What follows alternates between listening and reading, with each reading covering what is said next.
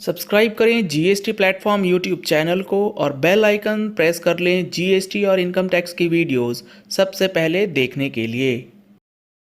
Good morning friends, GST platform के YouTube channel में आप सभी का स्वागत है। जी हाँ फ्रेंड्स, जीएसटी के अंदर आपको एक बहुत बड़ा झटका अब लगने वाला है जब आप मार्च की जीएसटीआर 3B को फाइल करेंगे।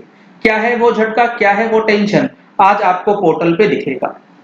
आप देख पा रहे हैं ये जो पर्टिकुलर जीएसटी नंबर है ये है अंडर QRMP यानी कि quarterly return and monthly payment scheme में। बहुत ध्यान से समझिएगा हुआ क्या है।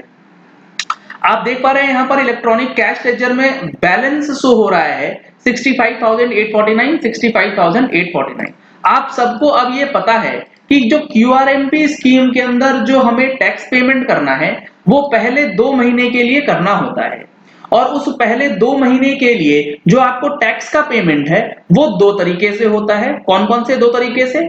एक होता है आपका सेल्फ असेसमेंट मेथड, एक होता है फिक्स सम मेथड। ये जो 2 मेथड हैं ये आपको तभी दिए जाते हैं जब आप QRMP स्कीम में चले गए। अगर आप नॉन QRMP स्कीम के अंदर हैं तो आपको AOP यानी कि एनी अदर पेमेंट का ऑप्शन जो है वो दिया जाता था। मैं आपको ले चलता हूं जीएसटी पोर्टल पे। यहां पे आप जाएंगे पेमेंट के अंदर क्रिएट चालान में जब आप जाएंगे तो आपको यहां पर देखने को मिलेगा रीजन फॉर चालान। अगर आपने जनवरी या फरवरी के लिए, ध्यान से सुनिएगा, जनवरी या फरवरी के लिए चालान का पेमेंट करते समय monthly payment for quarterly return opt नहीं किया बल्कि एनी अदर पेमेंट का ऑप्शन ले लिया है और आप हैं QRMP के अंदर, तब क्या सिरदर्दी है वो देखिए।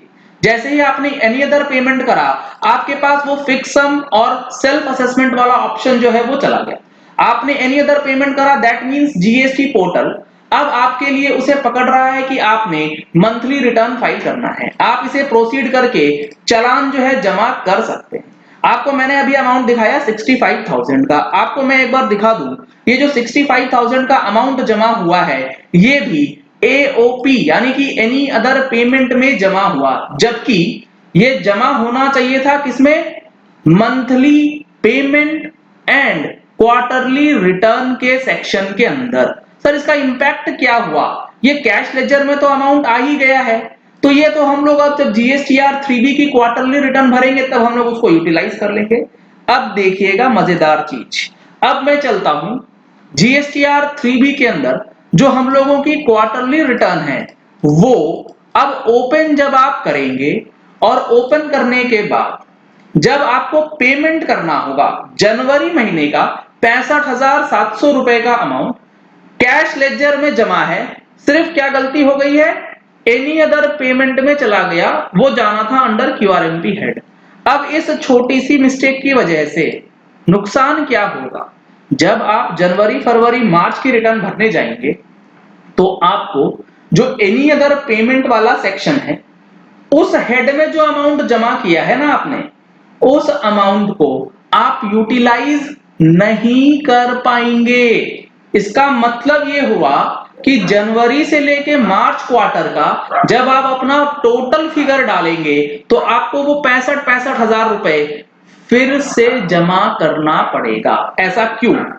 ऐसा इसीलिए क्योंकि आप देख रहे हैं यहाँ पर कैश लेजर बैलेंस तो हमें शो हो रहा है। यहाँ पर आप देख पा रहे हैं कैश लेजर बैलेंस तो हमें प्रॉपरली रिफ्लेक्ट किया जाता है, लेकिन जब आप अल्टीमेटली यूटिलाइजेबल कैश बैलेंस देखेंगे तो यूटिलाइजेबल कैश बैलेंस के अंदर फिगर्स जो हैं वो 0000 IGST CGST SGST सेस के अंदर दिखा दिए जाते हैं और payment made during the quarter के अंदर भी आप देखेंगे तो नो डेटा फाउंड ये भी आपको इसमें दे दिया जाता है। इसका मतलब ये हुआ कि क्वार्टरली वालों के लिए अगर आपने पेमेंट AOP के अंदर कर दिया है तो वो आपके किसी काम का नहीं है।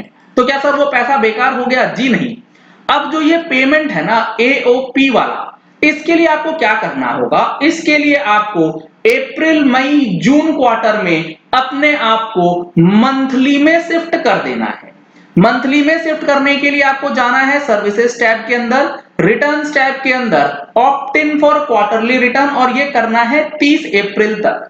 इसके अंदर आप जाएंगे 21, 22 और यहां पर आपको कर देना है मंथली रिटर्न। जैसे ही आप इसे मंथली रिटर्न करेंगे, आपका जो डेटा है वो मंथली हो जाएगा, और मंथली होने के साथ साथ आप जब अप्रैल महीने की रिटर्न्स को फाइल करने बैठेंगे तो वहां पर ये 65,000 रुपए का जो फिगर है उसको यूटिलाइज कर सकते हैं। यानी कि अप्रैल का जो टैक्स होगा, अप्रैल के बिलिंग का जो टैक्स होगा उसके साथ आप उस पेमेंट को यूज कर लीजिएगा, लेकिन जनवरी महीने के लिए आपको फिर से अमाउंट जो है वो पे करना पड़ेगा, तभी आपकी रिटर्न जो है वो फाइल हो पाएगी। अदरवाइज आपको दिक्कत बहुत ज्यादा आ सकती है। ऐसी आपको जीएसटीआर 3B के अंदर जो ये क्यूआरएमपी का मैकेनिज्म है वो बना करके दिया गया है।